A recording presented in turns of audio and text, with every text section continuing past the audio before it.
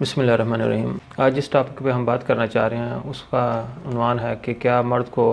दूसरी शादी के लिए औरत की यानी कि अपनी बीवी की इजाज़त ज़रूरी है या नहीं।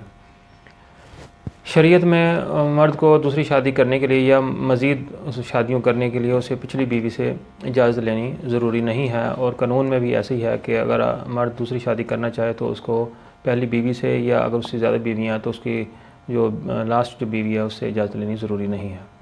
कानून के मुताबिक अगर कोई आदमी दूसरी शादी करना चाहता है या दूसरी शादी का ख्वाहिशमंद है तो वो यूनियन कौंसिल में एक दरख्वास्त देगा जिसके साथ 100 रुपये की फ़ीस होती है, वो अदा करेगा और दरख्वास्त देगा, और उसके अंदर वो ग्राउंड्स लिखेगा जिसकी बुनियाद के ऊपर वो दूसरी शादी करना चाह रहा है।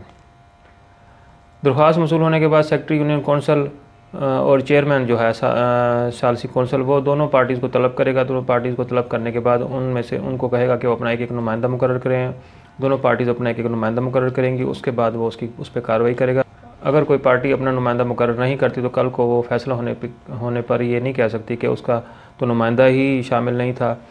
तो लेकिन अगर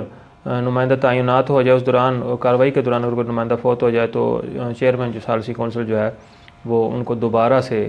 अपना नुमाइंदा तैनात करने के लिए मुकर्रर करने के लिए कहेगा।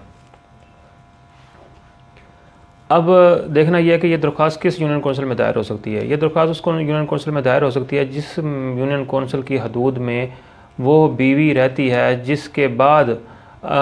खामंद अगली शादी करना चाह रहा है। अगर वो पहली बीवी है तो उस पहली बीवी की यूनियन कौंसिल की हदूद में यह दरख्वास्त दायर की जाएगी, या अगर एक से ज़्यादा बीवियाँ हैं तो लास्ट जो बीवी है उसकी यूनियन कौंसिल की हदूद में दरख्वास्त दायर की जाएगी। अगर दरख्वास्त देने के वक्त बीवी पाकिस्तान में ना हो तो उस सूरत में यह दरख्वास्त उस यूनियन कौंसिल में दी जाएगी जहाँ पर वो लास्ट टाइम जिस यूनियन कौंसिल की हदूद में वो बीवी लास्ट टाइम रहती रही हो, या कि लास्ट टाइम जिस यूनियन कौंसिल की हदूद में दोनों मियाँ बीवी इकट्ठे रहते रहे हों। तीसरी सूरत यह है कि अगर बीवी पाकिस्तान में रही ना हो, मिसाल के तौर पे खामन बाहर गया, लड़का बाहर गया, उसने वहाँ निकाह कर लिया और वापस आ गया और लड़की ना आई, या ऑनलाइन नेट के ज़रिए निकाह हो गया और उसके बाद लड़की पाकिस्तान में ना आई, तो उस सूरत में ये दरख्वास्त वहाँ दायर होगी जिस यूनियन कौंसिल में दरख्वास्त दहिंदा यानी कि खामन जो नेक्स्ट शादी करना चाह रहा है वो मुस्तकिल तौर पर रह रहा है, उस यूनियन कौंसिल की चेयरमैन को यह दरख्वास्त दी जाएगी। दूसरी शादी या मज़ीद शादी की देने के जो ग्राउंड्स हैं वो कानून में वाज़े तौर पर लिख दिए गए हैं। West Pakistan family court rules में ये लिख दिए गए हैं। उसमें ये लिखा गया कि इन ग्राउंड्स के ऊपर जो है चेयरमैन जो है वो दूसरी शादी या मज़ीद शादी की इजाज़त दे सकता है, जिसमें एक ग्राउंड है औरत का बांझ होना यानी कि औलाद पैदा ना होना, बच्चे पैदा ना होना। दूसरा ग्राउंड है कि औरत का जिस्मानी तौर पर कमज़ोर होना, लागर होना। तीसरा ग्राउंड इसमें यह है कि औरत का इस हद तक जिस्मानी तौर पर कमज़ोर होना कि वो अपने खामद के हकूक़ ज़ौजियत के हकूक़ जो हैं वो अदा ना कर सकती हो। चौथा ग्राउंड उसमें यह है कि अगर कोई खातून किसी वजह से बिला वजह या बिला वजह अपने खामद के साथ आबाद ना हो, उसके साथ ना रह रही हो, और खामद उस औरत के ख़िलाफ़ अपनी बीवी के ख़िलाफ़ कोर्ट में फैमिली कोर्ट में दावा दायर करे आदा हकूक़ ज़नशई का suit for the restoration of conjugal rights के ये मेरी बीवी और मेरे साथ मेरा घर आबाद नहीं कर रही, मेरे साथ रह नहीं रही, और ये केस खामद के हक़ में हो जाए, तो वो जो डिग्री जब पास होती है तो उस डिग्री को खामद सेक्रेटरी यूनियन कौंसिल को या सालसी कौंसिल के चेयरमैन को उस दरख्वास्त के साथ लगा कर देगा कि जनाब मेरी ये बीवी है और मेरे साथ ये घर मेरा आबाद नहीं कर रही, तो मेहरबानी करके मुझे सालसी कौंसिल इजाज़त दे। तो इस ग्राउंड पर भी सालसी कौंसिल उसको दूसरी शादी की या मज़ीद जो शादी है उसकी इजाज़त दे सकती है। आखिरी जो ग्राउंड है वो है औरत का पागल होना, नफसियाती मरीज़ होना। उस ग्राउंड के ऊपर भी सेक्रेटरी यूनियन कौंसिल दूसरी शादी की इजाज़त दे सकता है। इसके अलावा ना और कोई ग्राउंड है ना कोई तरीक़ाकार है जिससे खामद को दूसरी शादी की इजाज़त मिल सकती है।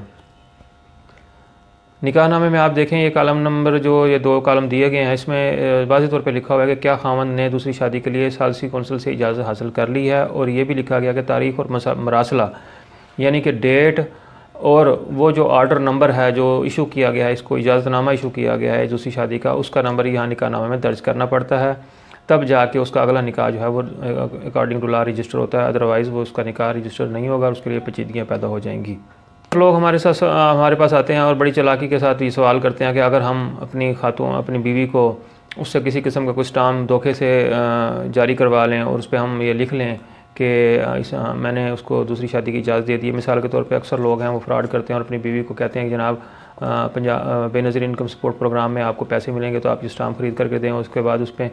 वो लिख लेते हैं कि हमें भी दूसरी शादी की इजाज़त दे दी गई है। तो ऐसे स्टाम्प की, ऐसी इजाज़त की कोई अहमियत नहीं है। इजाज़त सिर्फ़ और सिर्फ चेयरमैन सालसी कौंसल देगा, औरत की कोई इजाज़त की अहमियत नहीं है।